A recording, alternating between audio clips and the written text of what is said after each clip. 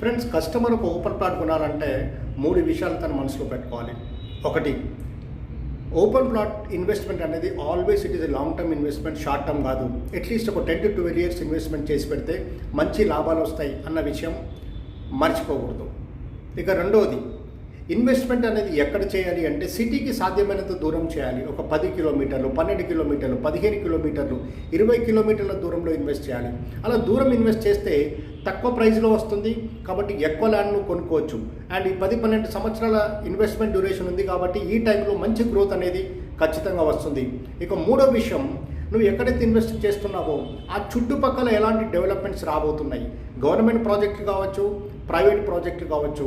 మంచి ప్రాజెక్టు కనుక వస్తే నీకు మంచి గ్రోత్ వస్తుందని విషయం మనం గుర్తుపెట్టుకోవాలి. ఈ 3 విషయాలు గుర్తుపెట్టుకుని నువ్వు ఇన్వెస్ట్మెంట్ చేస్తే నీకు 10-12 సంవత్సరాలలో ఒక 3 to 4 times గ్రోత్ అనేది వస్తుంది.